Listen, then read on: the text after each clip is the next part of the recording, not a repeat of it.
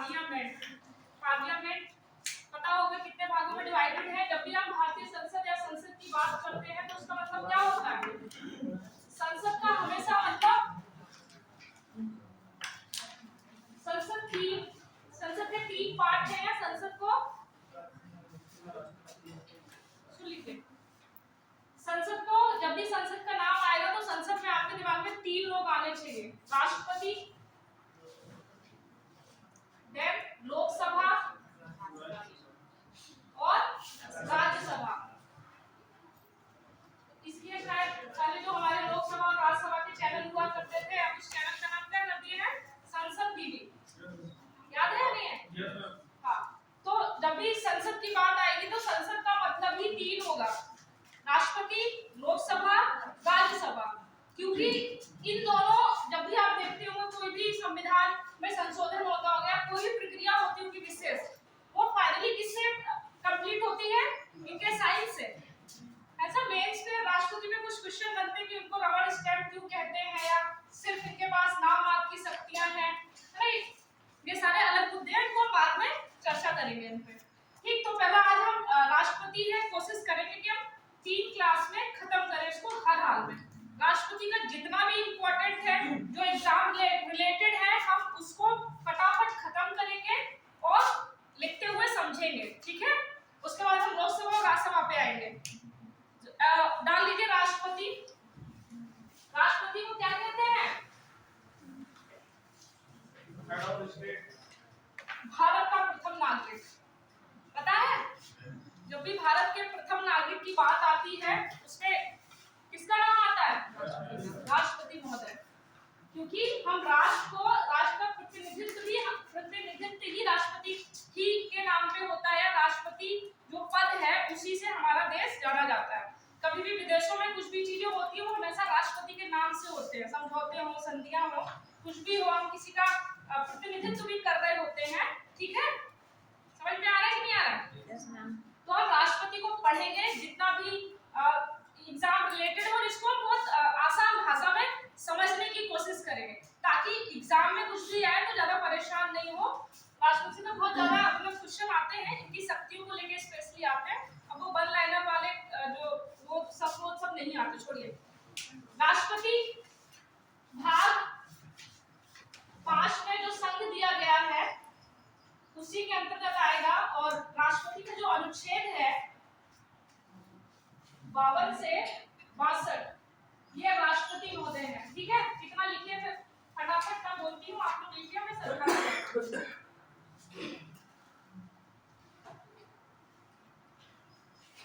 बाकी संघ का अगर हम भाग 5 देखेंगे तो भाग वो अनुच्छेद 52 से लेके 153 तक है, ठीक है? 151 तक, सॉरी, ठीक? आप समझ पाए मैं क्या कह रही हूँ? हम संसद के 3 पार्ट होते हैं, उसमें हम पहला पार्ट राष्ट्रपति को समझेंगे, और राष्ट्रपति का जो अनुच्छेद है वो 52 से 62 तक रहता है, मेन आर्टिकल, ठीक है? उसके बाद जैसे राष्ट्रपति केवल कुछ अनुच्छेद तक सीमित नहीं है, राष्ट्रपति की चीजें इतनी ब्रॉड है या वो हर किसी से कनेक्टेड रहता है, तो उसको जोड़ के भी हम कभी-कभी राष्ट्रपति को पढ़ते हैं। समझ में इस बात को? इतना हेडिंग डाल लीजिए, राष्ट्रपति साइड से भाग मतलब 5 में आएगा ये, और अनुच्छेद 52 से लिखिए। अनुच्छेद 52 में पहली ही बात कही गई है, हम क्रम से पढ़ेंगे। अनुच्छेद 52 क्या कहा गया है वो लिख लीजिए। भारत का एक राष्ट्रपति होगा, बस इतना लिखा है संविधान में। भारत का एक राष्ट्रपति होगा,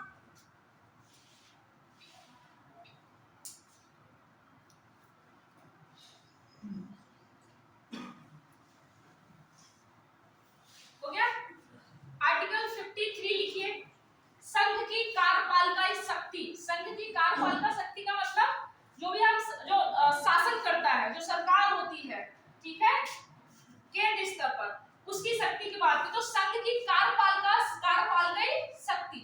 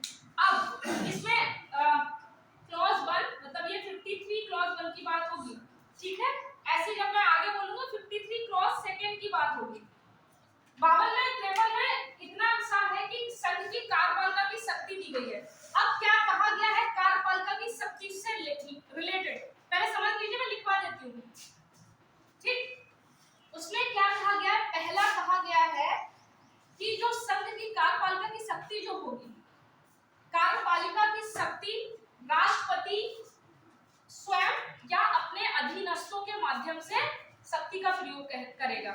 क्या बात की गई है कि जो कार्यपालिका की जो शक्ति है, कार्यपालिका की जो शक्ति है वो राष्ट्रपति, ऐसा जो संविधान में बोला गया है, स्वयं या अपने अधीनस्थों के माध्यम से करेगा। अब वो अधीनस्थ जो सरकार होती है वही राष्ट्रपति संभवतः करता है, वही ही करता है। ठीक है, इतनी बात की गई है। क्लॉज 2 में बोला गया कि जो तीनों सेना है, जल सेना, स्थल सेना और वायु सेना, इनका जो प्रमुख होगा वो कौन होगा? राष्ट्रपति होगा। ये 2 क्लॉज बहुत इंपॉर्टेंट है, ये अनुच्छेद पूछे जाते हैं, इस बात पे क्लियर रहना। जब 52 में 7 बोला गया भारत का एक राष्ट्रपति होगा, बात खत्म। 53 में क्या बोला गया कि संघ की कार्यपालिका शक्ति, अब संघ की कार्यपालिका शक्ति को क्लॉज में बोला गया है क्या? पहले बोला कि जो संघ की कार्यपालिका जो शक्ति है वो राष्ट्रपति स्वयं या अपने अधीनस्थों के अधीनस्थ अधिकारियों के माध्यम से शक्ति का प्रयोग करेगा। इतनी बात से सहमत है? फिर क्लॉज सेकंड में क्या बोला गया कि तीनों सेनाओं का जो प्रमुख होगा वो कौन होगा? राष्ट्रपति। इतनी बात समझ, इसको लिख लो फास्ट, लिखिए। हाँ, 53 लिख लीजिए, संघ की कार्यपालिका शक्ति। इसमें फिर क्लॉज लिखिए, क्लॉज फर्स्ट के बारे में लिखिए। संघ की कार्यपालिका की शक्ति राष्ट्रपति में निहित है। संघ की कार्यपालिका की शक्ति राष्ट्रपति में निहित है। ठीक है, संघ की कार्यपालिका की शक्ति राष्ट्रपति में निहित है एवं राष्ट्रपति इस शक्ति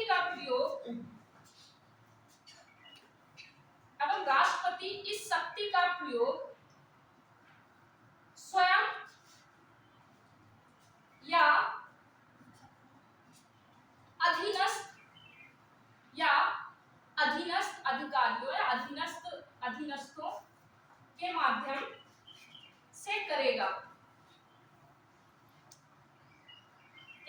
से करेगा, क्लॉज सेकंड, राष्ट्रपति के क्लॉज इंपॉर्टेंट है। मैं जितने भी लिखा रही हूँ क्लॉज वो सब इंपॉर्टेंट है, इसलिए मैंने ज्यादा क्लॉज लिखा नहीं है।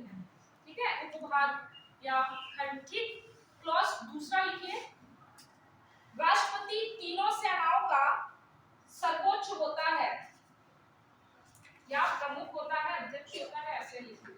राष्ट्रपति तीनों सेनाओं का प्रमुख या सर्वोच्च होता है।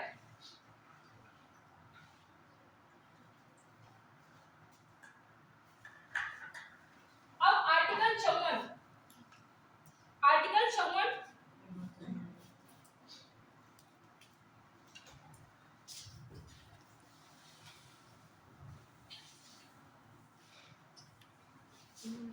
54 में राष्ट्रपति का निर्वाचन है।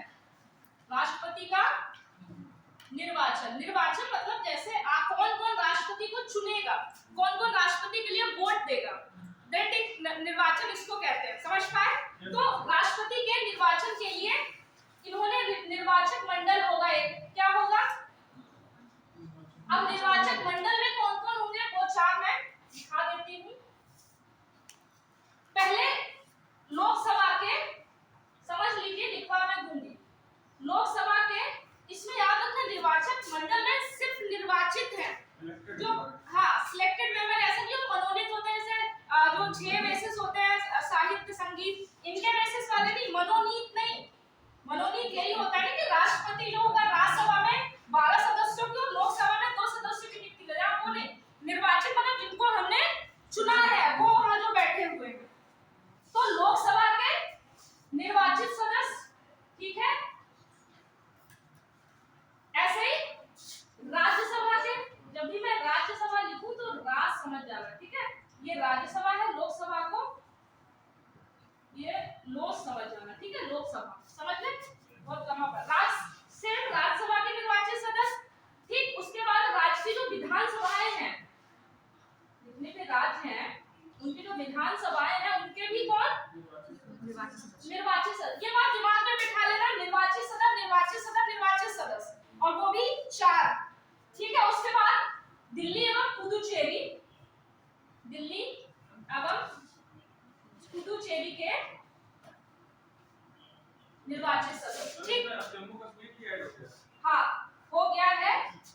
अभी इसको जैसे दिल्ली और जो पुदुचेरी वाले हैं ना, इसका एक इम्पोर्टेंट है कि 70वां जो संविधान संशोधन हुआ था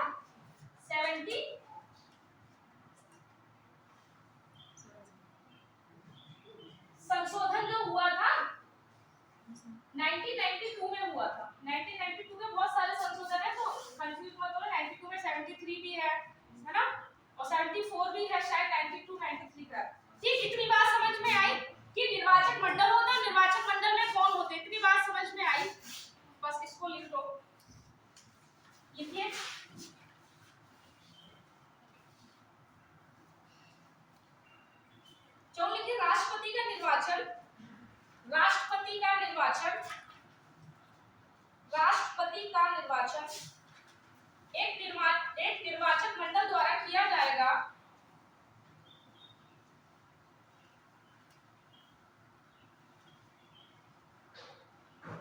एक निर्वाचन मंडल द्वारा किया जाएगा जिसमें निम्नलिखित लोग होंगे।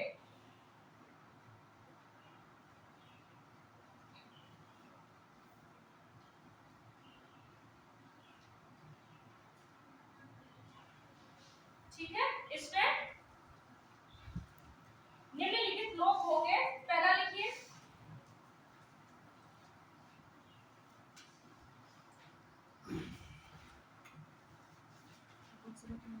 पहला लोकसभा के निर्वाचित सदस्य,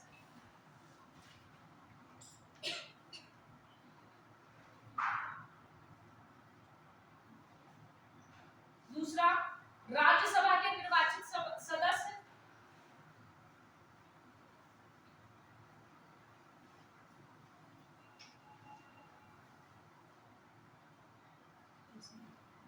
तीसरा राज्य विधानसभा के निर्वाचित सदस्य,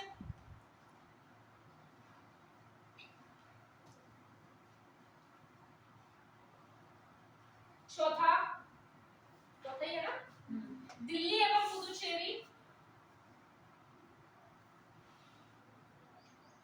के निर्वाचित सदस्य।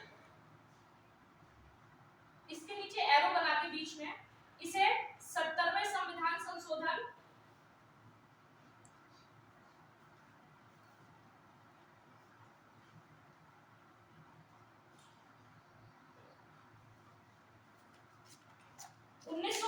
द्वारा जोड़ा गया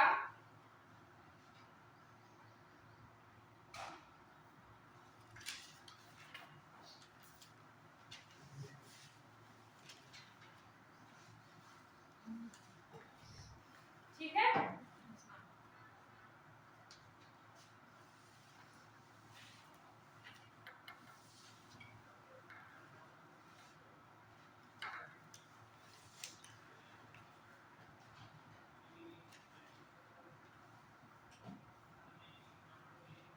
नेक्स्ट लिखिए, आप लिखिए नोट करके जो इंपॉर्टेंट बातें हैं। अगर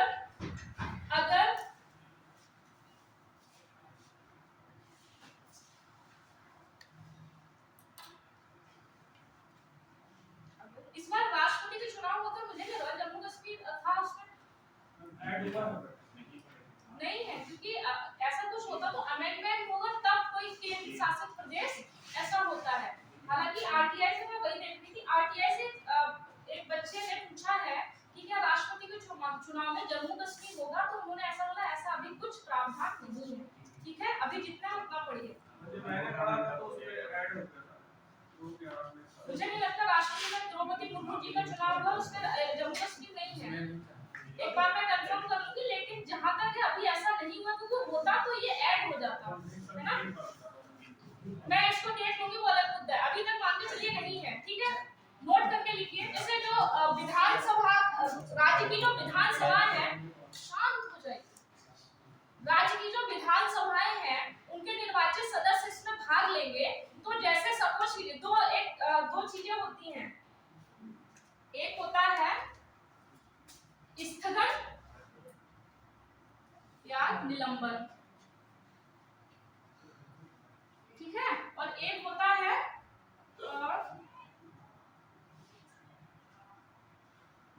स्थगित होता है। स्थगित है, उसका सब हिंदी में क्या है? भंग, सॉरी, स्थगन भंग होना, डिस्ट्रॉय। ठीक है, भंग।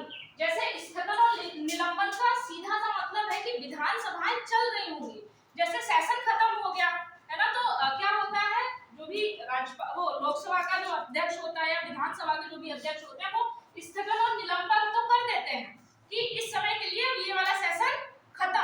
तो उसमें तो राष्ट्रपति के चुनाव से कोई लेना देना नहीं है। अगर सपोज स्थगन या निलंबन बना हुआ है किसी विधानसभा का, तो राष्ट्रपति के चुनाव में वो सदस्य भाग लेंगे, निर्वाचित सदस्य। ठीक है, यदि विधानसभा भंग हो गई है, भंग होने का मतलब अब जो भी विधानसभा आएगी वो नई आएगी, नई इलेक्ट होके आएगी, तो उस केस में अगर विधानसभा भंग हुई है तो उस केस में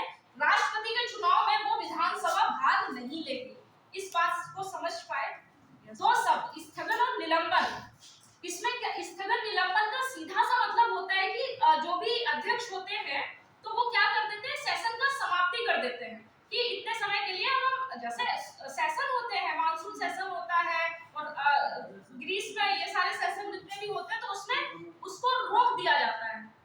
उसका मतलब होता है स्थगन निलंबन। अगर वो सिचुएशन आती है तो किसी भी केसेस में वो राष्ट्रपति के चुनाव में भाग ले सकते हैं।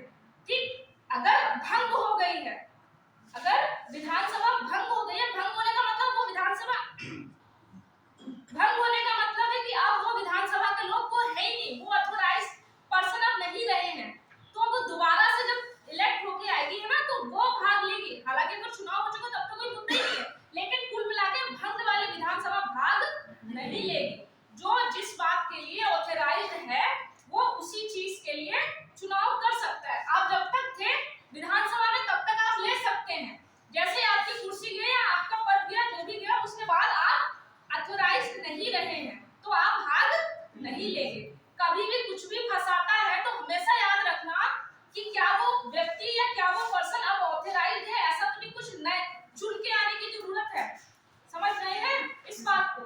तो उन दोनों शब्दों का मतलब वही है जो मैं लिखाने जा रही हूँ। लिखिए, यदि विधानसभा भंग हो गई हो, यदि विधानसभा भंग हो गई हो तो की बात में करो साइन, तो उस राज्य का कोई भी विधायक, उस राज्य का कोई भी विधायक राष्ट्रपति के चुनाव में भाग नहीं लेगा।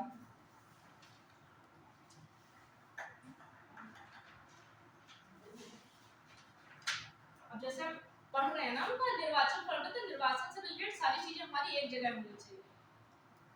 नोट्स एक जगह होता है तो आसानी होती है पढ़ने में, जब हम 10 जगह पढ़ रहे होते हैं तो वो कभी चीजें हमें याद नहीं रहती।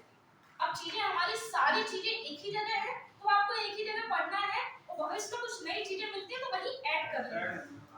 समझ रहे हैं? ये होता है अच्छा नोट्स जब भी बनाया जाता है तो अच्छे नोट्स का मतलब होता है कि सारी चीजें आपकी एक जगह लिखी है ना। और सबसे इम्पोर्टेंट क्या होता है कि चीजें एक साथ कनेक्ट करके पढ़ाई गई हो। कभी कभी क्या होता है हमने ये इधर पढ़ा दिया उधर पढ़ा, तो बच्चे भी कनेक्ट नहीं कर पाते।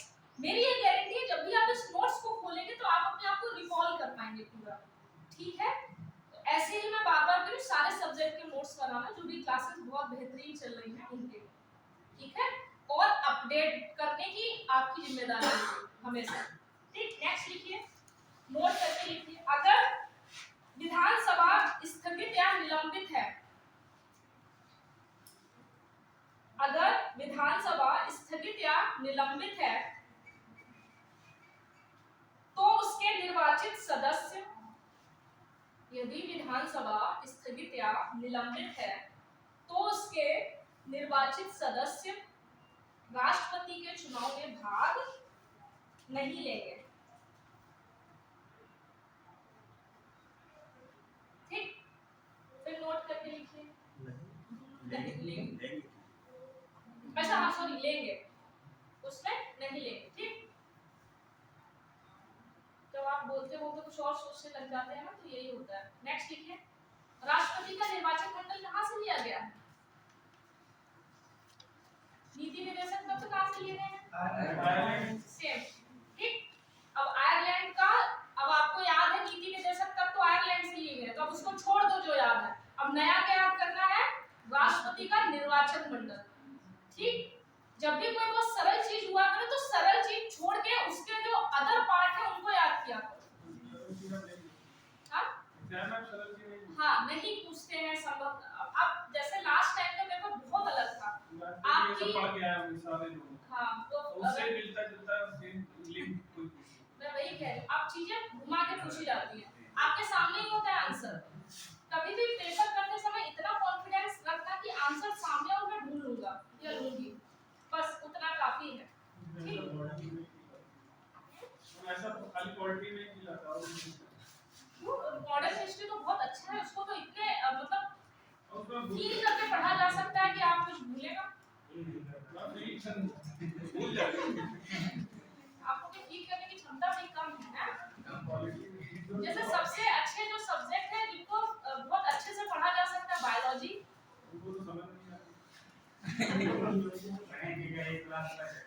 बायोलॉजी आप बायोलॉजी है, इसलिए बायोलॉजी सबसे सरल होती है। मैं बायोलॉजी जब भी पढ़ती हूँ एग्जाम के एक हफ्ते पहले पढ़ती हूँ, केवल अपने नोट्स से उनको देखती हूँ। ठीक, पॉलिटी, उसके बाद मॉडर्न हिस्ट्री। बाकी तो मुझे तो एंशिएंट और मिडाइवल हिस्ट्री भी बहुत जोड़ के रखती है। अगर आपको मॉडर्न हिस्ट्री पढ़नी है ना तो आपको वो पूरा उस सीन को अपने माइंड में क्रिएट करना है। अब ये आपके ऊपर है कि आप सीन को कितना क्रिएट कर पाते हैं। जैसे पूरी मूवी चलती है ना, आप मूवी क्यों देखते हैं एक जगह लगातार? क्योंकि आपको वो जोड़े रखती है। तो जो भी चीज आपको जोड़े रखती है आप उसी से कनेक्ट कर पाएंगे। तो जो हिस्ट्री के 3 पार्ट हैं उनको क्रम से ही पढ़ा जाता है।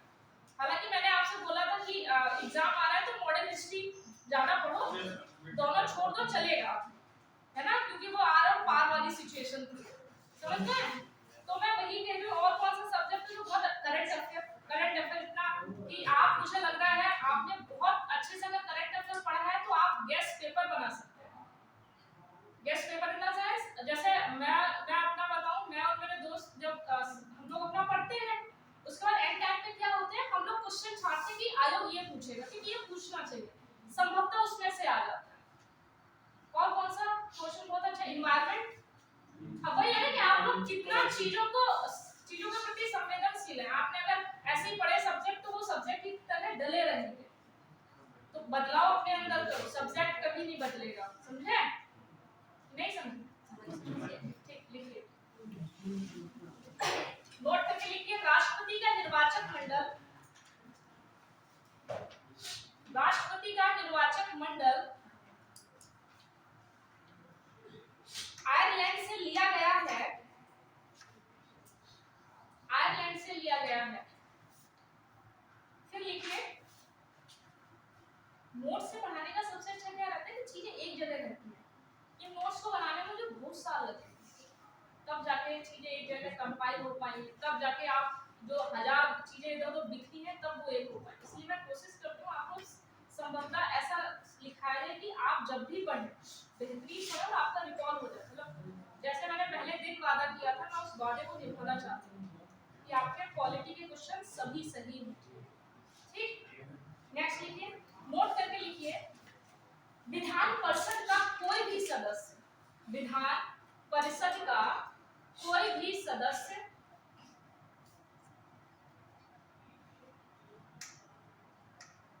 राष्ट्रपति के चुनाव में भाग नहीं लेता। ठीक है? अपवाद महोदय, आपका नाम अपवाद महोदय रखा है? सही है, अच्छा लगा साउंड हमारे रिप्रेजेंटेटिव। अच्छा, तो नाम आपके राष्ट्रपति हो, ये कार्यपालिका वो है, वास्तविक शक्ति इन्हीं में नहीं है। अच्छा, ये बोलने के लिए मैं कर लो है क्या ये? चलिए नेक्स्ट लिखिए, हम लोग जब दोस्त को लिखिए, विधान परिषद का कोई भी सदस्य राष्ट्रपति के चुनाव में भाग नहीं लेता। हम लोग जब दोस्त है ना, जैसे हम लोग के दोस्त ज्यादा नहीं, कुछ ही गिने चुने हैं, और हम जितने भी दोस्त हैं हमारी बातें भी पढ़ाई जैसी होती है। जैसे अभी मैंने आपसे बात की कि आप इनके क्या है, हमारी पढ़ाई भी ऐसी होती है। बातचीत समांतर में एग्जाम का माहौल आ जाता है तो हम लोग ऐसी बात करते हैं, और राष्ट्रपति महोदय क्या हाल है, या फिर और मुख्यमंत्री ऐसा बताओ। जैसे दो दोस्त हो गए, मैं कहा तुम राज्यपाल हो, ये राष्ट्रपति है, तो तुमने ऐसा क्या है स्पेशल है, तुमने ऐसा स्पेशल नहीं है, तो वो क्लियर हो जाता है। तो पढ़ाई के साथ साथ आप अपने आप को कैसे एंजॉय करते हैं, मैं हमेशा कहती हूँ किसी काम को करना उसको एंजॉय करना सीखो। ठीक है, तो एंजॉय किया हो। चलिए फिर लिखिए, हाँ कभी-कभी मैं मोटिवेट करते करते मैं खुद खो जाती हूँ, फिर मुझे बोलना पड़ता है ठीक है हटाइए। चलिए लिखिए, आर्टिकल 55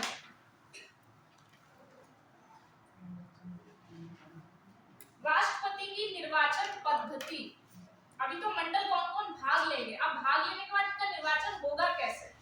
ठीक है, निर्वाचन पद्धति अनुच्छेद 55 लिखिए, राष्ट्रपति का निर्वाचन, इसमें लाइन लिखिए नीचे, राष्ट्रपति का निर्वाचन निम्नलिखित तरीके से किया जाएगा या किया जाता है। निर्वाचन से रिलेटेड 4 चीजें इंपॉर्टेंट है, वो क्या है? पहला लिखिए, आप प्रत्यक्ष चुनाव, पॉइंट डाल के 1 2 3 4, आप प्रत्यक्ष चुनाव, इनका चुनाव कैसे होता है? आप प्रत्यक्ष, आप डायरेक्ट नहीं चुनते हैं, ठीक है। दूसरा, आनुपातिक प्रतिनिधित्व पद्धति, आनुपातिक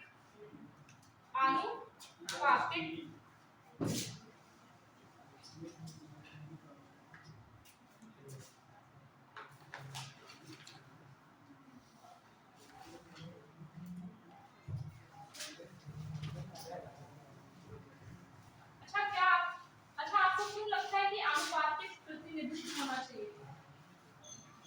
इसका मतलब क्या होता है?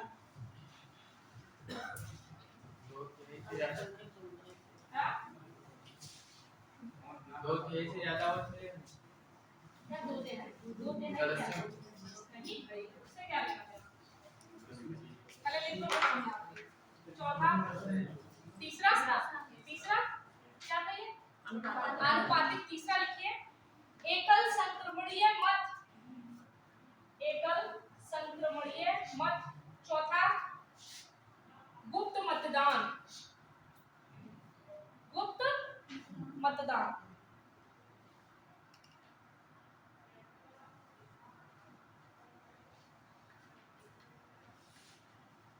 लिखिए, नेक्स्ट लिखिए, अब इसको समझाते पहले लिख लीजिए।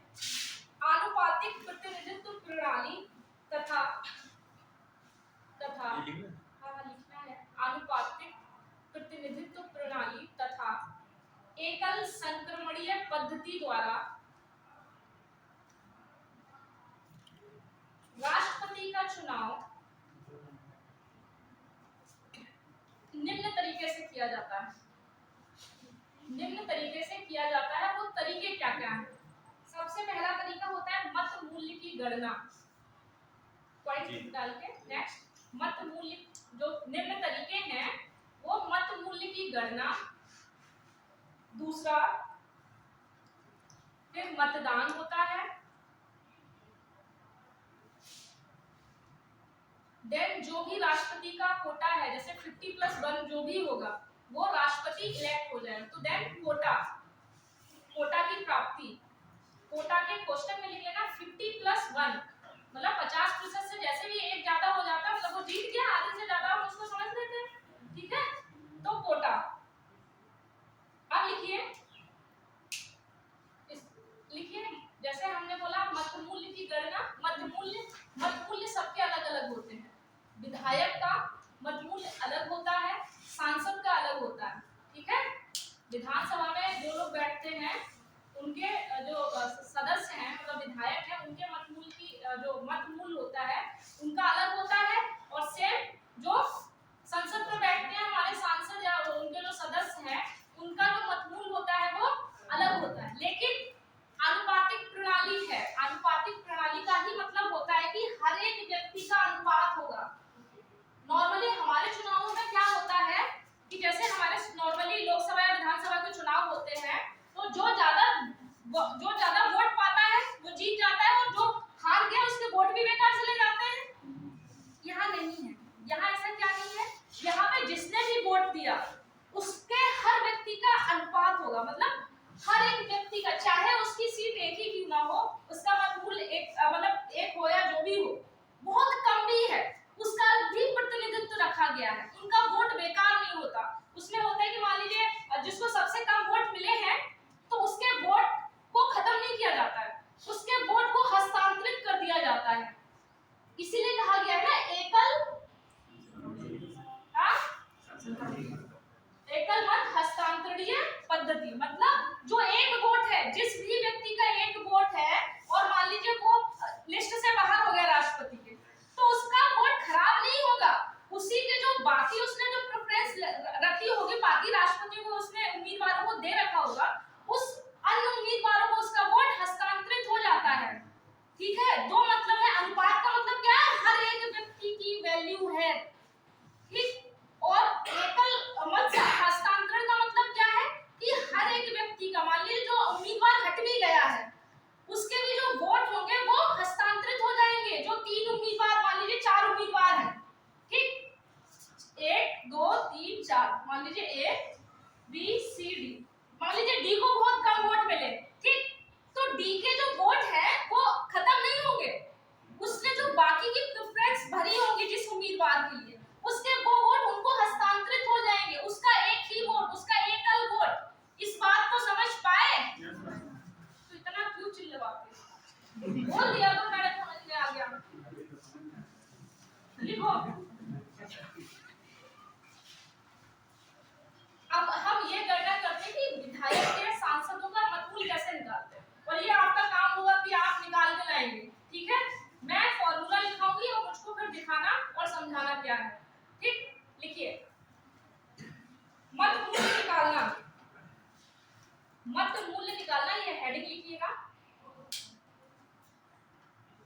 मध्य मूल्य निकालना।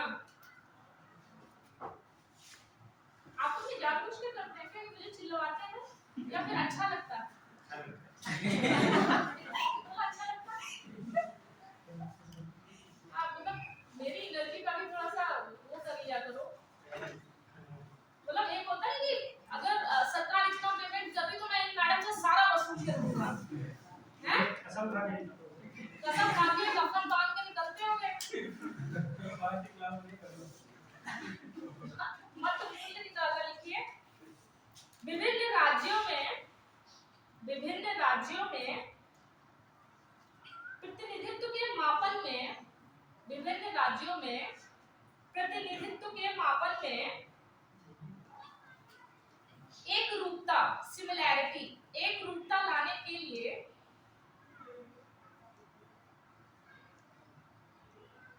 मत मूल्य निकाला जाता है।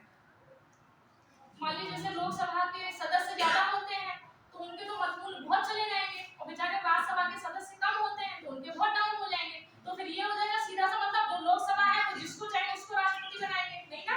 इसलिए हम दोनों में बैलेंस लाने के लिए उनके वोट इतना इक्वल कर देते हैं कि बहुत ज्यादा अंतर नहीं रह जाता, ठीक? इसलिए इसको करते हैं। अब लिखिए नेक्स्ट, एक विधायक का मत मूल्य डैश करके। अब कैसे निकालते हैं विधायक का मत मूल्य, वो लिखिए। एक विधायक का मत मूल्य बराबर, ऊपर लिखिए फिर बटे में भी लिखना है, उस राज्य की कुल जनसंख्या, उस राज्य की कुल जनसंख्या, और ये वो जनसंख्या होगी जो मतदाता सूची में होगी, ठीक है? ऐसा नहीं कि बच्चों को भी तुम ऐड कर लो, ठीक है? उस राज्य की कुल जनसंख्या कोष्टक में लिख लो जो मतदाता सूची में है, ठीक? मान लीजिए उसने ऐसे दे दिया कि राज्य की कुल जनसंख्या है ना, या किसी पॉइंट ने राज्य की कुल मतदाता सूची में जो भी है उनकी कुल जनसंख्या। तो इस बात का ध्यान रखना छोटे छोटे शब्दों का। बटे राज्य की विधानसभा के निर्वाचित सदस्यों की कुल संख्या गुणे 1/1000 या भाग 1000, बात वही हुई। मतलब कुल जनसंख्या बटे निर्वाचित सदस्य कितने भी हैं उस विधानसभा में, ठीक है, इनटू 1/100। इसको हम ऐसे भी तो लिख सकते हैं ना, भाग 1000। तो मतलब कंफ्यूज नहीं होना, भाग को हमने गुणा कर दिया, ये तो मैथ में सीखे होंगे ना, तो ये वाला, ठीक? अब एक सांसद का ग्रुप लिखिए। फिर इसमें नोट करके एक चीज और लिख लीजिए, यदि शेषफल 500 या उससे अधिक आता है, यदि शेषफल 500 या उससे अधिक आता है तो उसके मत मूल्य में 1 जोड़ दिया जाएगा। आपने सारा कुछ आग भाग किया, ठीक है? उसके बाद आपको लगता है कि टोटल कितना आया है, 500 आया है या 500 से कम आया है। अगर 500 से कम आया है तो शून्य ही, कुछ नहीं जोड़ेंगे। अगर 500 से ज्यादा आया तो हम 1 जोड़ देंगे। जैसे हम मैथ्स में नहीं करते हैं, 1.5 हुआ या इससे ज्यादा हुआ तो हम उसको 1 मान लेते हैं, कि नहीं? ऐसे ही 1.4 हुआ तो हम उसको कुछ नहीं मानते हैं, वही वाला सीन है, ठीक है? देखिए, तो उसके मत मूल्य में 1 जोड़ लिया जाता है। फिर लिखिए, अगर 500 से कम आता है,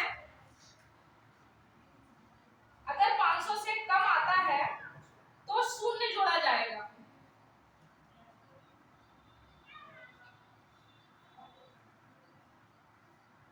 नेक्स्ट लिखिए, सांसद का मत मूल्य कैसे निकालें। सांसद का मत मूल्य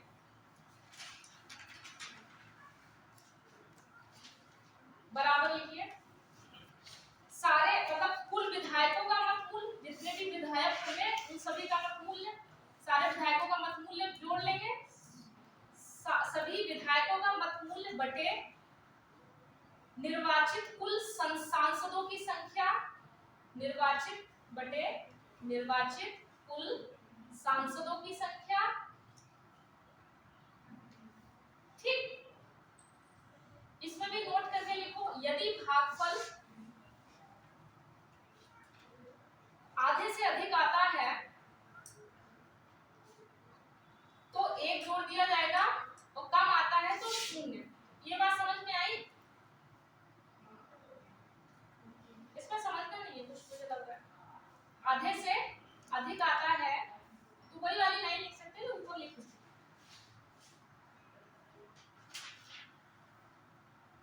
नोट करके लिखो। 84वें संविधान संशोधन 2001, 84वें संविधान संशोधन 2001 द्वारा यह निर्धारित किया गया कि मत मूल्य की जनगणना का आधार वर्ष, कि मत मूल्य की जनगणना का आधार वर्ष 1971 होगा। जैसे हम बात कर रहे थे ना कुल जनसंख्या जो निर्वाचित होगी, ये 1971 वाली आज तक चली आ रही है। अभी का ले तो पता नहीं कहां जाए। ये 1971 की बात समझ में आई? डंडा लेके दौड़ाने वाला है। लिखिए फिर लिखिए 84वां, नोट करके लिखिए 84वां संविधान संशोधन 2001 द्वारा यह निर्धारित किया गया कि मत मूल्य की जनगणना का आधार वर्ष, बहुत क्वेश्चन आता है, आधार वर्ष 1971 होगा। ठीक,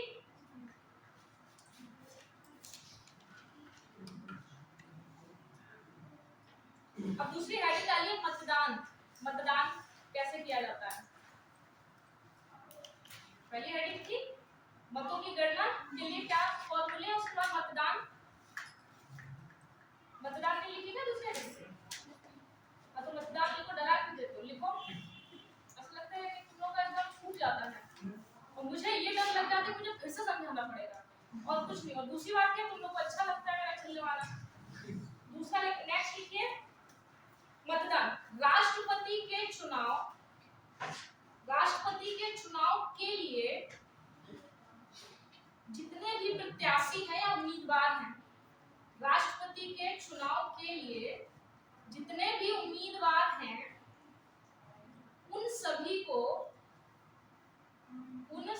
को वरीयता के आधार पर वोट दिया जाएगा। उन सभी को वरीयता के आधार पर वोट दिया जाएगा। वो अभी मैं समझा दूंगी कैसे वरीयता, क्या सिस्टम है। ठीक, अब लिखिए नेक्स्ट, लिखिए नोट करके। सांसद अपना मत दिल्ली में बने मतदान केंद्र पर देंगे। दिल्ली में बने मतदान केंद्र पर देंगे। हालांकि वह चाहे तो निर्वाचन आयोग की अनुमति लेकर, हालांकि वह चाहे तो निर्वाचन आयोग की अनुमति लेकर अपने राज्य की राजधानी में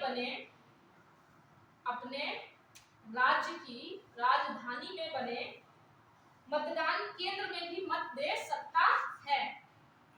ठीक, जैसे सांसद नॉर्मली दिल्ली में उसे वोट देना चाहिए।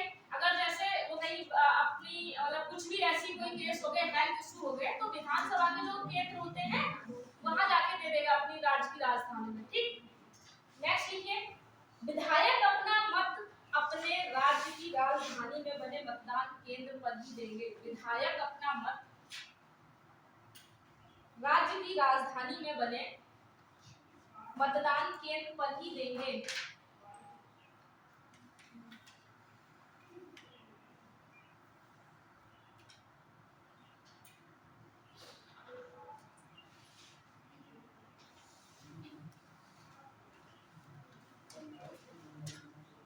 ठीक है, इतनी बात समझ में आई?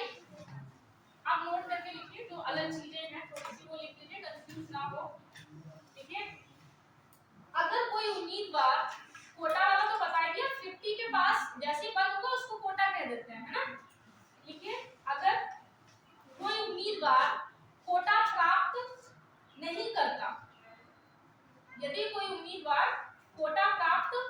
नहीं करता तो अधिक मत प्राप्त करने वाले उम्मीदवार को विजेता मान लिया जाता है। मान लीजिए कोटा वाली 50+ वाली सिचुएशन ही नहीं है, इतने उम्मीदवार जाते चले गए तो वो कम होते गए, लेकिन फिर बाद में देखेंगे कि जिसने सबसे ज्यादा वोट मिले हैं जिस प्रत्याशी को, हम उसको क्या मान लेंगे? हाँ, राष्ट्रपति मान लेंगे। ठीक, नेक्स्ट लिखिए, अगर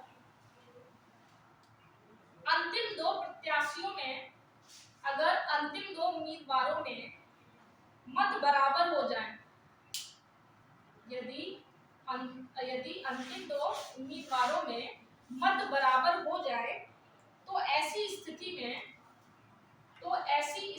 में निर्वाचन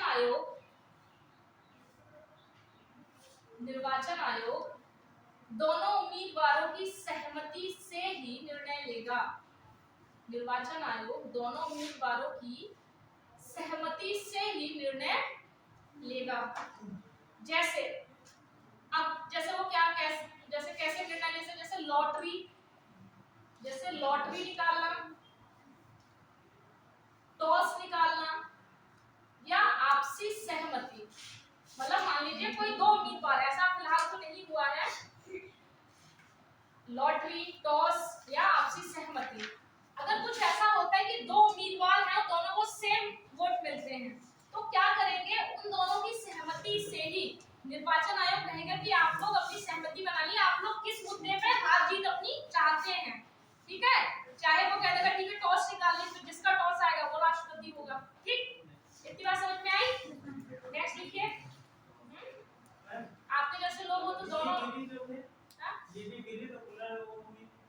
वो दूसरे ऐसे व्यक्ति थे जो दूसरे प्रेफरेंस पे आए थे। जैसे हम जब वरीयता देते हैं ना, तो पहली वरीयता में कोई नहीं आ पाया था, जो बीवी गिरी थे वो दूसरी वरीयता वाले व्यक्ति थे, और नीलम संजीव रेड्डी जब टाइम पे थे उनको निर्विरोध क्यों चुना गया था?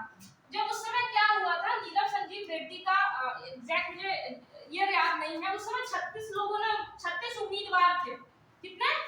36 उम्मीदवार थे, लेकिन वहाँ जो निर्वाचन आयोग जो देखता है या बाकी सारी चीजें जो देखता है कि उम्मीदवार ये है लायक या नहीं है ना, तो उसने क्या किया था, 35 को बर्खास्त कर दिया कि आप ये योग्यता ही नहीं रखते राष्ट्रपति के लड़ने के लिए। तो अब कोई था नहीं, बचे थे कौन, केवल एक योग्यता वाले नीलम संजीव रेड्डी।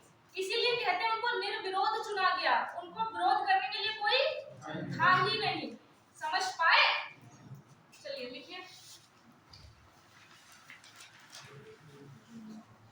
बहुत इंपॉर्टेंट है, लिखिए, एकल संक्रमणीय मत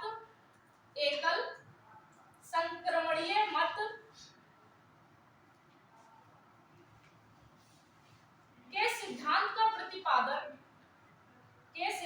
का प्रतिपादन थॉमस हेयर ने किया था।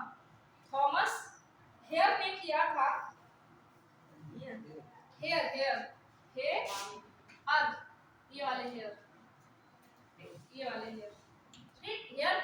था। इसलिए भारतीय राष्ट्रपति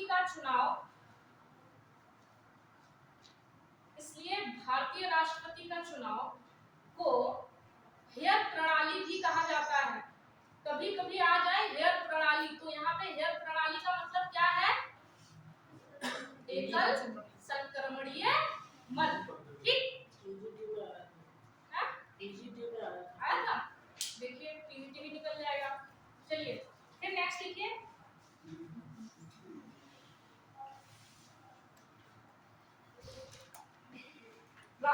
नोट करके आप सारी चीजें लिखिए, वो बहुत इंपॉर्टेंट फैक्ट है। राष्ट्रपति और उपराष्ट्रपति निर्वाचन अधिनियम 1952,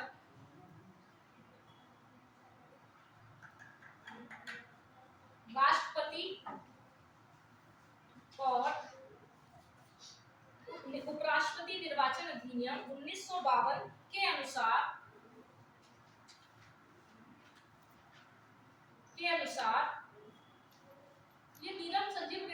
बाद ही का आया था ये अधिनियम। उससे हुआ कहते हैं जो पहले क्या होता था कि जिसका मन आता था वो राष्ट्रपति के लिए निकल दिया कि हम जाएंगे। उसके बाद कुछ चीजें जब ऐसे मुद्दे हुए उसके बाद संसद ने कुछ नियम बनाए, कुछ योग्यताएं मतलब नियम बनाए। उसमें बोला गया कि इसमें प्रस्तावक होने चाहिए, इतनी धनराशि होनी चाहिए। ये इसलिए बनाया गया तो जो फालतू के लोग हैं जो राष्ट्रपति जैसे गर्मामेल पद के लिए सीरियस नहीं है उनको हतोत्साहित किया जा सके। समझे क्या? जैसे मान लीजिए राष्ट्रपति की जो एंट्री थी पहले वो सामान्य थी, कोई भी व्यक्ति राष्ट्रपति बन सकता था। उसके बाद ऐसे मुद्दे हो जैसे 36 लोग आए, 36 में से वालों अब मान लीजिए 35 लोगों को बर्खास्त किया गया, उनको बोला गया आप योग्य नहीं है या कुछ ना कुछ दिक्कतें थी, तो कितना काम उनको बढ़ गया होगा।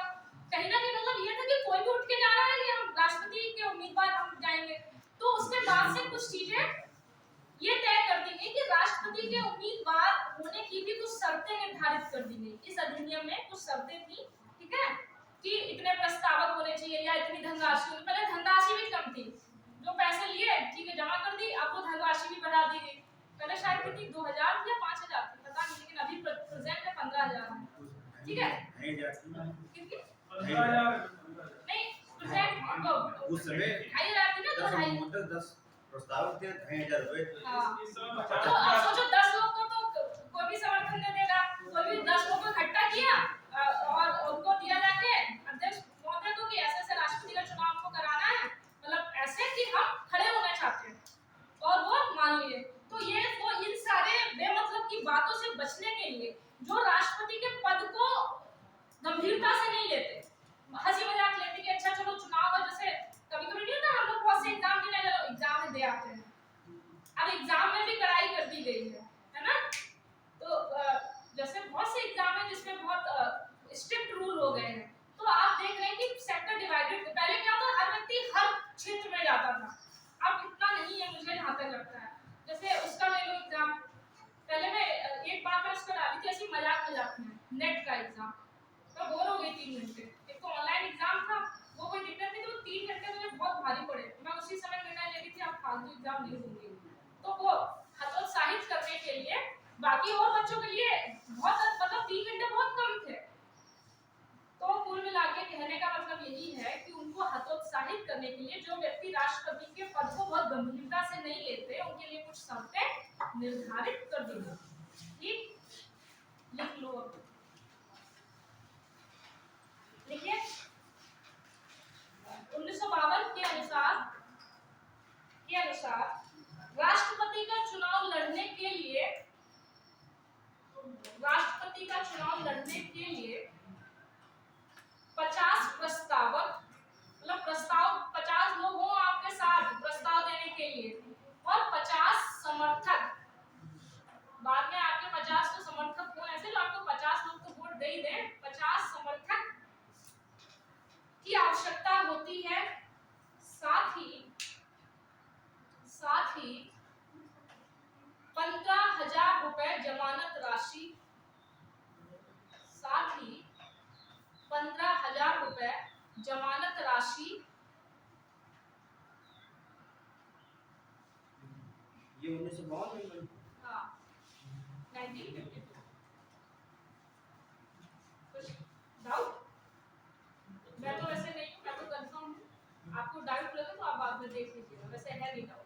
देखिए 15,000 रुपए जमानत राशि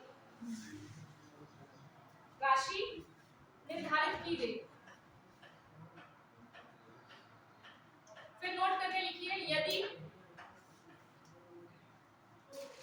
यदि राष्ट्रपति और उपराष्ट्रपति के निर्वाचन के संबंध में राष्ट्रपति और उपराष्ट्रपति के निर्वाचन के संबंध में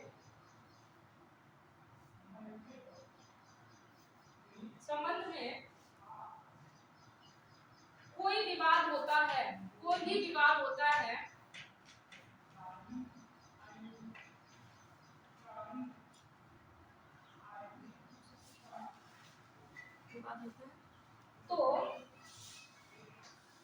तो अंतिम निर्णय सुप्रीम कोर्ट का होगा। अंतिम निर्णय सुप्रीम का होगा?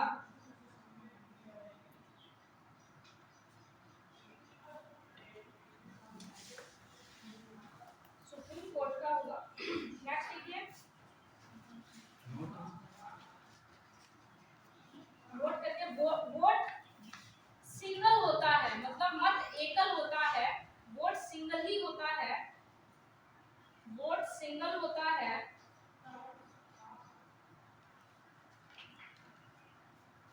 लेकिन हस्तांतरणीय होता है, लेकिन हस्तांतरणीय होता है।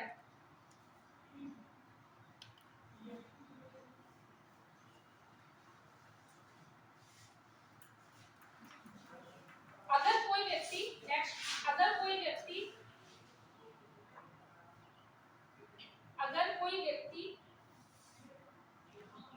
सांसद या विधायक रहते हुए, सांसद या विधायक रहते हुए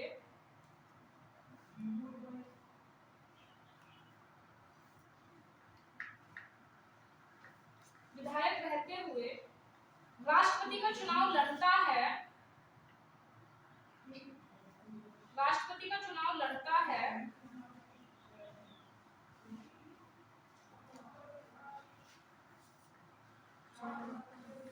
क्या राष्ट्रपति चुनाव लड़ता है तो उसके मत की गणना नहीं की जाएगी। ऐसा सांसद और विधायक अगर वो रहते चुनाव लड़ता है तो उसके मत की गणना नहीं की जाएगी।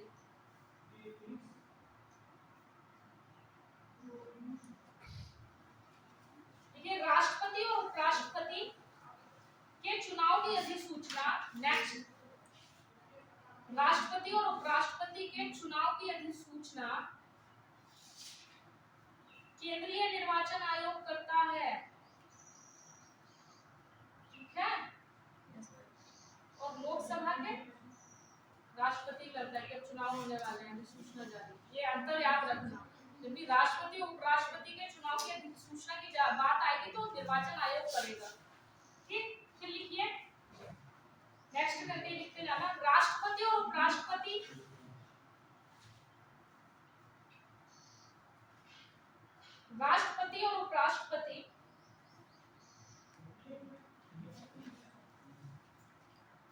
के चुनाव प्रचार के लिए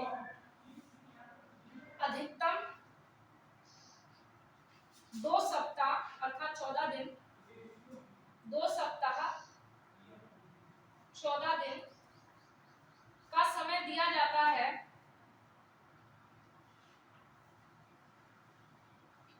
जो कि मतलब प्रचार जो है वो निर्वाचन आयोग ही कराएगा, जो कि निर्वाचन आयोग ही कराएगा।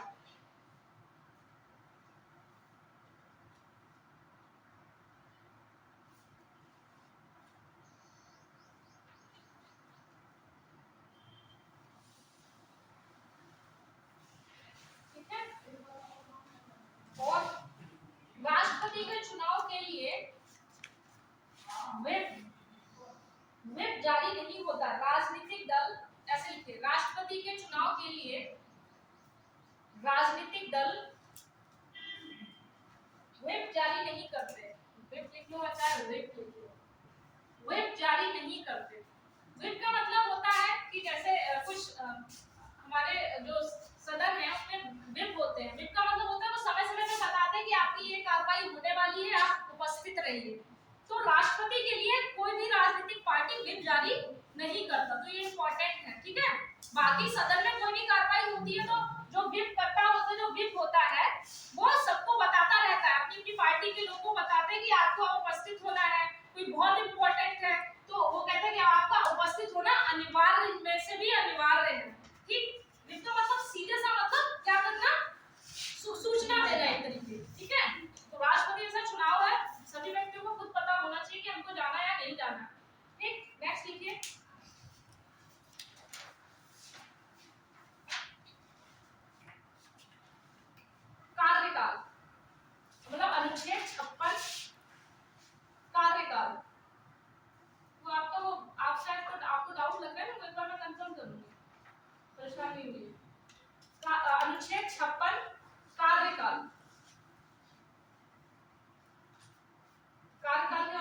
संविधान में जैसा लिखा है वैसे लिखिए, पॉइंट 1 करके लिखिए। राष्ट्रपति पद, राष्ट्रपति पद, राष्ट्रपति पद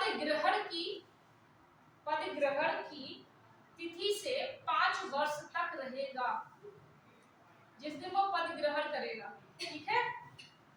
दूसरा, इसे अनुच्छेद 61 में दिए गए महाभियोग, इसे अनुच्छेद 61 में दिए गए महाभियोग के आधार पर ही हटाया जा सकता है। तीसरी बात कर, इसमें कार्यकाल में क्या क्या बातें आई, तीसरी बात लिखिए।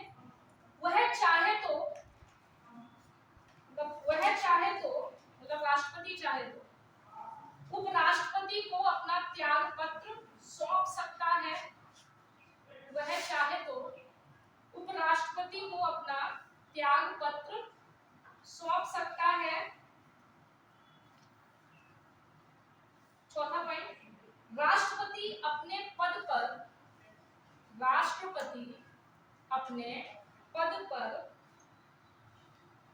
कार्यकाल समाप्त होने के बाद भी, राष्ट्रपति अपने पद पर कार्यकाल समाप्त होने के बाद भी तब तक बने रहेंगे जब तक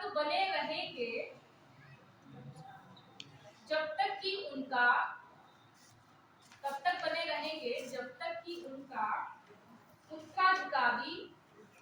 उनका उत्तराधिकारी पद ग्रहण नहीं कर लेता। जैसे मान लीजिए राष्ट्रपति का चुनाव हुआ, कोई और जीता, जब कोविंद जी जब तक नहीं हटे जब तक कि द्रौपदी मुर्मू आ नहीं गई। समझ पाए इस बात? ठीक, नेक्स्ट देखिए, नोट करके लिखिए। अनुच्छेद 56 क्लॉज 2, ये बहुत इंपॉर्टेंट है क्लॉज। अनुच्छेद 56 2 क्लॉज डैश करके लिखिए, क्या कहता है ये कहता है जब राष्ट्रपति उपराष्ट्रपति को अपना त्याग पत्र सौंपेंगे, जब राष्ट्रपति अपना त्याग पत्र, उपराष्ट्रपति लिखिए, क्लॉज 2 लिखिए, जब राष्ट्रपति अपना त्याग पत्र उपराष्ट्रपति को सौंपेंगे तो उपराष्ट्रपति का कर्तव्य होगा या दायित्व होगा, तो उपराष्ट्रपति का दायित्व होगा कि वह इसकी सूचना लोकसभा अध्यक्ष को देंगे। इस बात को समझता है? जब भी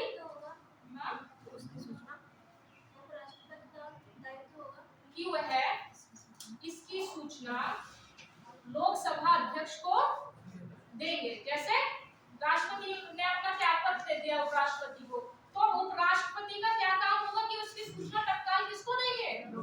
और किस क्लॉज के तहत? ये क्लॉज बहुत इंपॉर्टेंट है, इसलिए कुछ ही लिखा रही हूं, ठीक। 56 को खाली। नेक्स्ट लिखिए, अनुच्छेद 57, अनुच्छेद 57 के अनुसार राष्ट्रपति पुनः निर्वाचित हो सकता है, जितनी बार चाहे उतनी हो सकता है, लेकिन हमारी भारतीय परंपरा ऐसी है कि 2 बार से ज्यादा कोई भी राष्ट्रपति बनता ही नहीं है, ठीक है। हालांकि ऐसा कहा गया है संविधान में, तो जितनी बार चाहे उतनी बार मतलब पुनः निर्वाचित हो सकता है। अनुच्छेद 57 के अनुसार राष्ट्रपति पुनः निर्वाचित हो सकता है। कितनी भी बार राष्ट्रपति बन सकता है, कितनी ही बार राष्ट्रपति बन सकता है, इसका उल्लेख नहीं है, कोई लिमिट नहीं है, ठीक है, इसका उल्लेख नहीं है। परंतु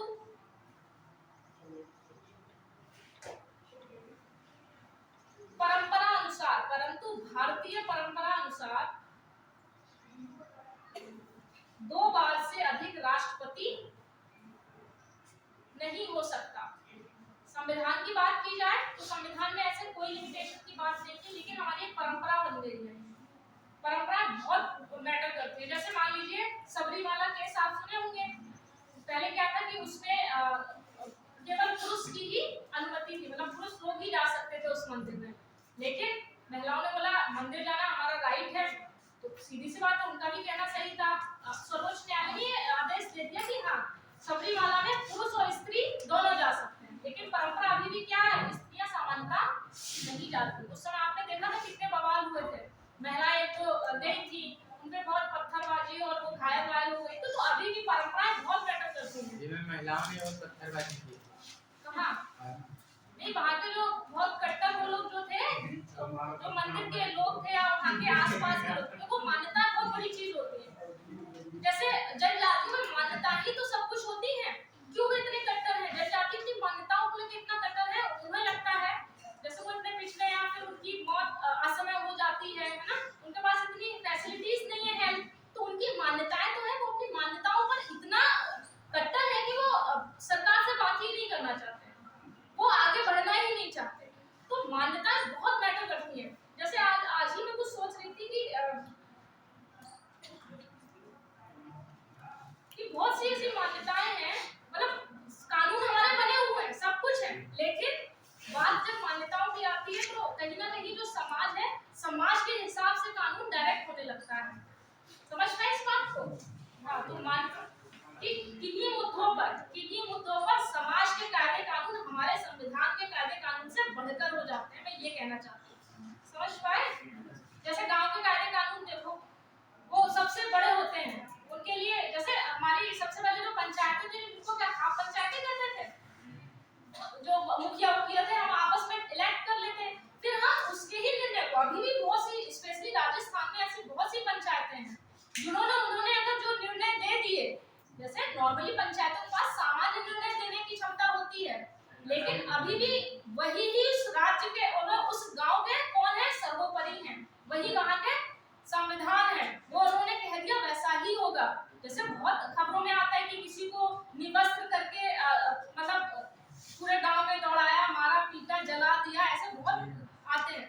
तो मैं वही कह रही हूँ ना कि बहुत सी अभी हमें बहुत काम करना है, बहुत आगे नहीं है, माना बहुत अच्छा करने लगे, लेकिन हम अभी आगे नहीं हैं। अभी उन संस्थाओं को लिखना पड़ता है, मान्यता प्राप्त संस्था, मान्यता होनी चाहिए। हाँ, और दूसरी बात, जैसे अच्छा आप लोग क्या सोचते हैं, जैसे राहुल गांधी की सदस्यता चली गई संसद में, इस पे क्या आपके विचार हैं? व्यक्तिगत रूप में देखा जाए, मतलब मैं बार-बार कहती हूँ, मुझे किसी पार्टी से लेना देना नहीं है, लेकिन आप ये देखो हम इतनी जल्दी किसी को अयोग्य घोषित नहीं कर सकते, क्योंकि संसद के और ऊपर से हमने ये भी कह दिया कि अब वो 7-8 साल तक चुनाव भी नहीं लड़ सकेंगे, इनडायरेक्टली आपने उनका खत्म ही कर दिया, है ना? तो ये गलत है। ये इससे क्या है, ये लोकतंत्र के लिए हमारे लिए अच्छा नहीं है, हमारे लोकतंत्र के लिए किसी भी मायने में अच्छा इसलिए नहीं है क्योंकि अगर आप जैसे इससे पहले पता नहीं कितने केसेस हुए हैं, पता नहीं क्या क्या नहीं बोला गया, तो हमें क्या करना चाहिए, जैसे संसद में इतनी छोटी बात के लिए या इतनी सारी चीजों के लिए हम इतना बड़ा कदम नहीं ले सकते, नहीं लेना भी चाहिए। इसलिए जैसे सर्वोच्च न्यायालय के इतने निर्णय क्यों लेट आते हैं, क्योंकि सर्वोच्च न्यायालय मान के चलता है जो सामने वाला व्यक्ति आया वो चाहे दोनों में से कोई भी अपराध हो, दोनों निर्दोष हैं, तो वो निर्णय देते देते इतने साल हो जाते हैं। तो संसद की मतलब सीधी सी बात है, आप जिस हिसाब से देख रहे हैं आजकल जो हो रहा है वो ठीक नहीं है। हालांकि काम हर सरकार के कुछ ना कुछ काम बेहतर होते हैं, बहुत बेहतर होते हैं। जैसे दिल्ली में शिक्षा को लेकर इतने अच्छे काम हो रहे थे, हमें एप्रिशिएट करना चाहिए था कि कुछ नहीं, हमारे देश का विकास हो रहा है, दैट इज इम्पोर्टेंट पार्टी नहीं हो सकती कभी, या इम्पोर्टेंट पार्टी के कुछ लोग कभी नहीं हो सकते, समझ रहे हैं इस बात को? तो जैसे ये इतने गंभीर मुद्दे हैं, आप लोग इतने गंभीर दिखते नहीं हैं, आप लोगों को तो इस गंभीर में आपके अपने बातें होनी चाहिए, जरूरी नहीं मैं जो कह रही हूँ वही सही हो, आपके अपने भी मुद्दे होने चाहिए, नहीं मैडम ऐसा भी होना चाहिए, है ना? कि आपने तुरंत अभी एकदम कोर्ट एकदम क्या कहते हैं उसको, एक्टिव हो गई, तुरंत सजा मिल गई, तुरंत अधिसूचना जारी होगी, तुरंत बाहर कर दिया। तो ये हमें इन सारे मुद्दों के लिए अवेयर रहना पड़ेगा, अपनी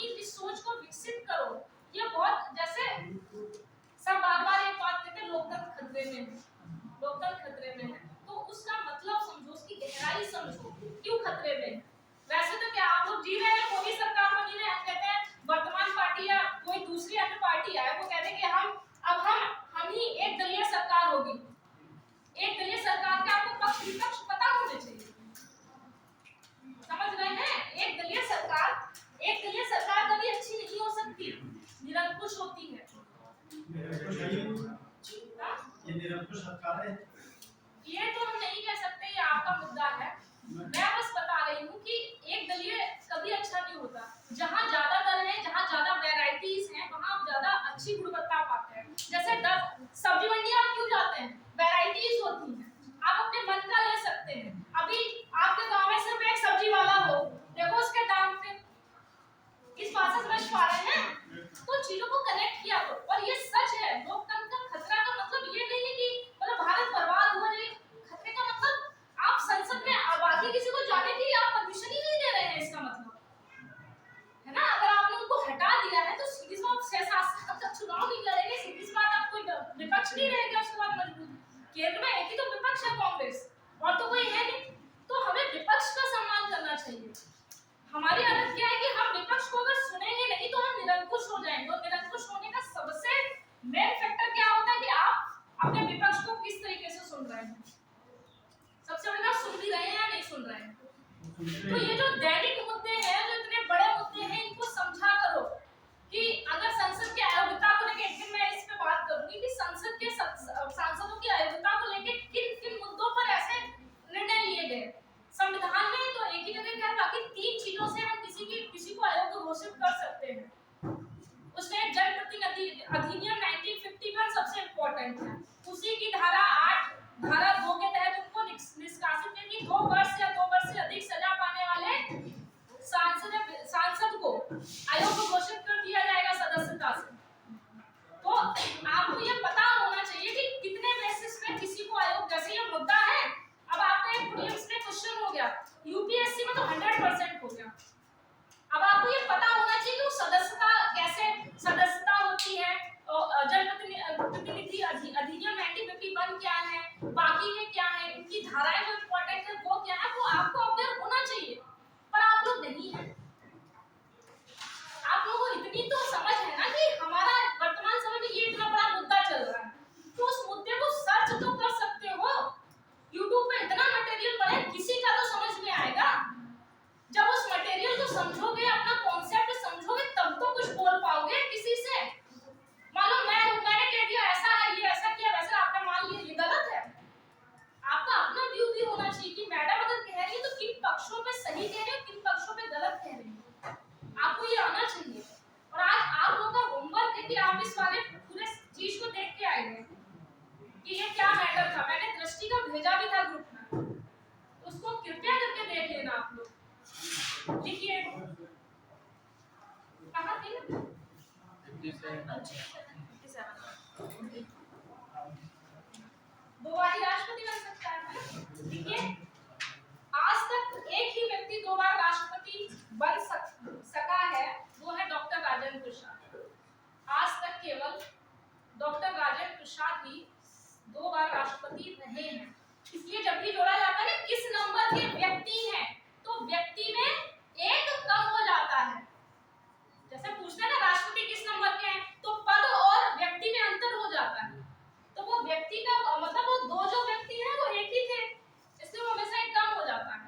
जैसे आप नॉर्मली निकालेंगे, हाँ जब भारत आजाद हुआ तो उसके पास से जब राष्ट्रपति तो हमने ऐसे निकाल दिया 5-5 करके, तो आप निकालें। लेकिन इस बात का याद रखना कि 2 बार जो व्यक्ति बने थे वो एक ही व्यक्ति।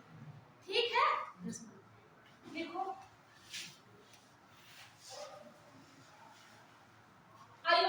योग्यता आर्टिकल 58 मतलब अनुच्छेद 58 में योग्यता के बारे में कहा गया है। अनुच्छेद 58 में योग्यता के बारे में कहा गया है। अब क्या कहा गया है वो पॉइंट के बाद लिखते चले जाइए। पहला, भारत का नागरिक हो। पहला, भारत का नागरिक हो। हमारे यहाँ पे कैसे कि हमें जन्मजात नागरिक, राष्ट्रपति के चुनाव के लिए जन्मजात नागरिक होना जरूरी नहीं है। अगर आप भारतीय मूल के भी हैं तो भी हमारे यहाँ पे आके वो चुनाव लड़ सकता है। ठीक है, तो जन्मजात नहीं।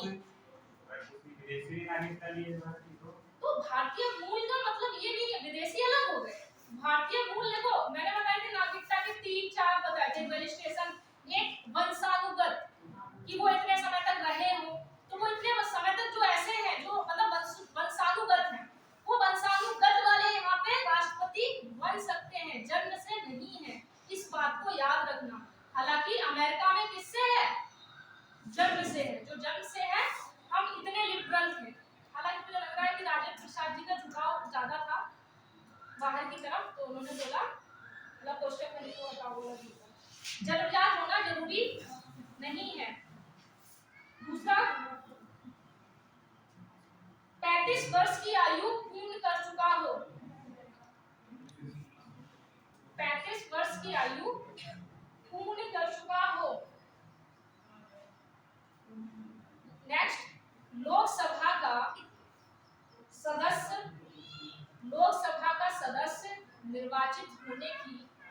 योग्यता रखता हो। राष्ट्रपति की ये योग्यता है, इसे याद रखना, ठीक है। लोकसभा की क्या रखता हो, योग्यता रखता हो।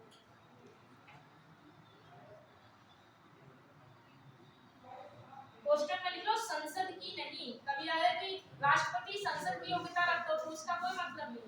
लोकसभा की योग्यता रखता हो और उपराष्ट्रपति राज्यसभा की योग्यता रखता हो, वो अलग होता है, वो मैं लिखा दूंगी। नेक्स्ट लिखिए किसी लाभ के पद पर ना हो। किसी भी लाभ के पद पर ना हो।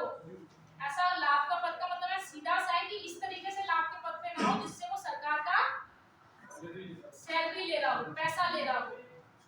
नेक्स्ट लिखिए 50 प्रस्तावक और 50 अनुमोदकों या समर्थनों की आवश्यकता होती है। नोट करके लिखिए राष्ट्रपति कौमा उपराष्ट्रपति।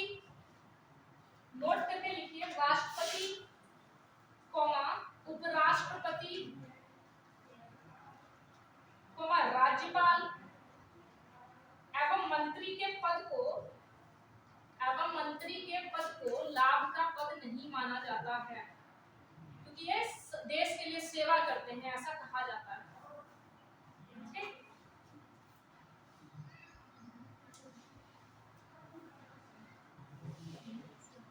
कुछ शर्तें हैं अनुच्छेद 59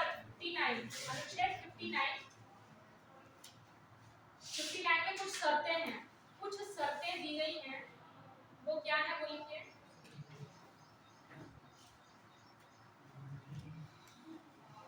कोई सांसद अगर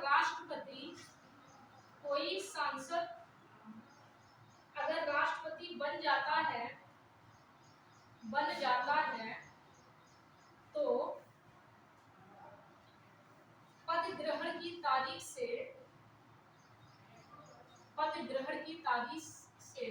उसकी संसद सदस्यता समाप्त हो जाती है। उसकी संसद सदस्यता जिसने जैसे वो राष्ट्रपति बन गया उसकी संसद की सदस्यता अपने आप स्वतः समाप्त हो जाएगी, सदस्यता समाप्त हो जाती है। नेक्स्ट लिखिए राष्ट्रपति कोई अन्य लाभ का पद नहीं लेगा। राष्ट्रपति है तो राष्ट्रपति बन के ही रहेंगे। राष्ट्रपति कोई अन्य लाभ का पद नहीं लेगा।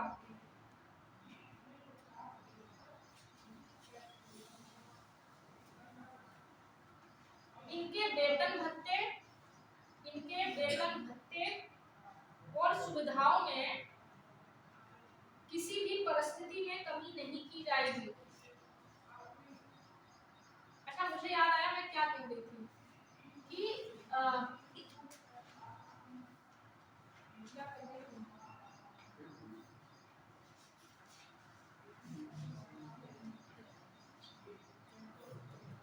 जैसे एक चलिए थोड़ी सी इस पर राष्ट्रपति के उस पर बात करते हैं, भूमिका थोड़ा सा बात करते हैं। जैसे स्टार्टिंग में जब राष्ट्रपति हुआ करते थे और हमारी जो कार्यपालिका मतलब प्रधानमंत्री और जो भी शासन चलाते थे, तो उस समय जैसे राष्ट्रपति सामान्यतः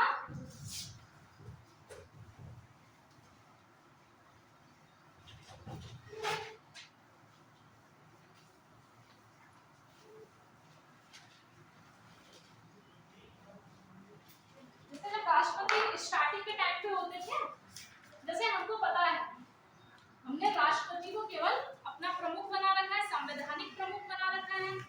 इसकी हमने अभी पढ़ा था कि 53 क्लॉज 1 में कि ये जो शक्ति है कार्यपालिका की शक्ति है राष्ट्रपति में निहित होगी और राष्ट्रपति इस शक्ति का प्रयोग स्वयं अपने अधीनस्थों के माध्यम से करेगा। ठीक है, तो हमें पता है कि राष्ट्रपति की सारी शक्तियां कौन यूज करता है, कार्यपालिका है ना, मतलब जो वर्तमान जो भी सरकार होती है वो यूज करती है। तो सरकार ने जो भी कहा वो राष्ट्रपति को मानना ही मानना पड़ता है। मानते हैं इस बात को? हालांकि कुछ ऐसे होते हैं वो अलग पढ़ेंगे कि कभी पुनर्विचार के लिए होता है या वीटो यूज कर लेता है ना। क्या आपने अभी जल्दी में आप नहीं सुने होंगे, जैसे जब हम स्वतंत्र हुए थे तो हमारे पद इतने पवित्र थे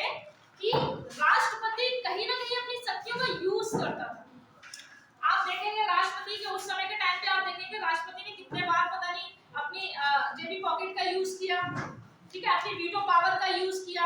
आप देखेंगे राष्ट्रपति ने कितने बार पुनर्विचार के लिए लौटा दिया, संरक्षित कर लिया, बहुत वो चलती थी अच्छी खासी, मतलब राष्ट्रपति का एक अपना पद था, है ना। समझ रहे हैं इस बात को मैं क्या कह रही हूँ। अब आप जब से देखेंगे आप ये कह सकते हैं कि कुछ दशकों में आप देखेंगे कि हम देख रहे हैं जो राष्ट्रपति हैं वो सिर्फ बैठे रहते हैं, वो सिर्फ उनका काम क्या है, साइन करना। सरकार ने जो कहा उनको वो मान लेते हैं। जैसे कांग्रेस के टाइम पे साफ बोला जाता है, मतलब अलग मुद्दा छोड़िए, ज्यादातर पार्टियां क्या करती हैं कि मतलब राष्ट्रपति हालांकि किसी को रिप्रेजेंट नहीं करता, ठीक है, वो सबको बराबर लेता है, लेकिन अभी क्या हो रहा है कि जो भी कार्यपालिका कह देगी राष्ट्रपति को मानना पड़ेगा। राष्ट्रपति का जो पद है वो उतना लिबरल नहीं रहा, कोई भी राष्ट्रपति इतना लिबरल नहीं रहा। अब हमेशा आप देखेंगे उस व्यक्ति को राष्ट्रपति बनाया जाता है जो कुछ ना कह सके या कुछ मतलब बहुत ज्यादा एक्टिविटी में वो नहीं रहता। रामनाथ कोविंद का आपको कोई ऐसी एक्टिविटी याद है?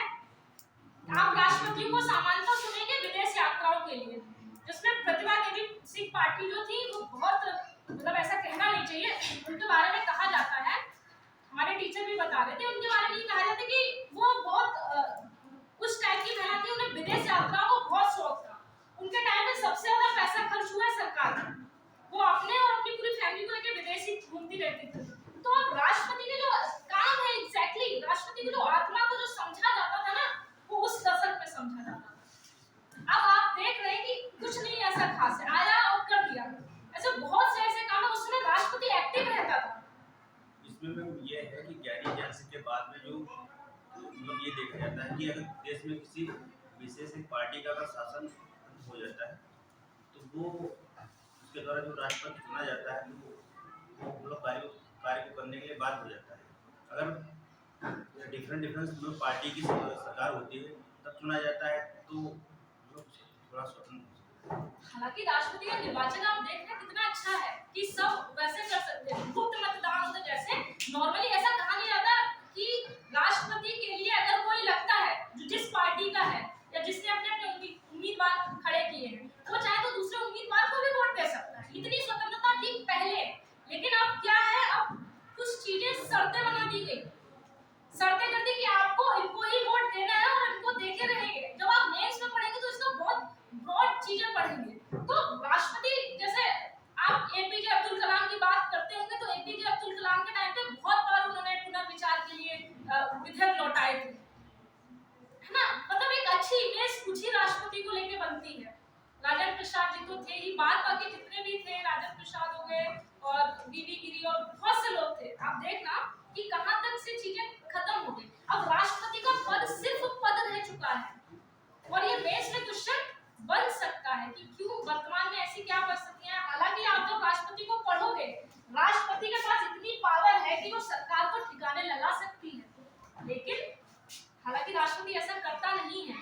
राष्ट्रपति को एक एज अ बड़े उसके रूप में माना जाता है कि वो हमारे देश का प्रतिनिधित्व करता है, वो बहुत ही चीजें सामान्य रहेगा। उसकी जब शक्तियां आप पढ़ेंगे, जब मेंस में क्वेश्चन आते हैं कि राष्ट्रपति एक रबर स्टैम्प है, नथिंग एल्स, आप इस बात से कहां तक सहमत हैं?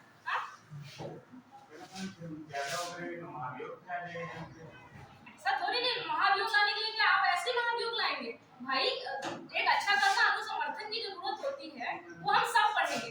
मैं जो कह रही हूँ पहले उसको समझो, है तुम लोग काम की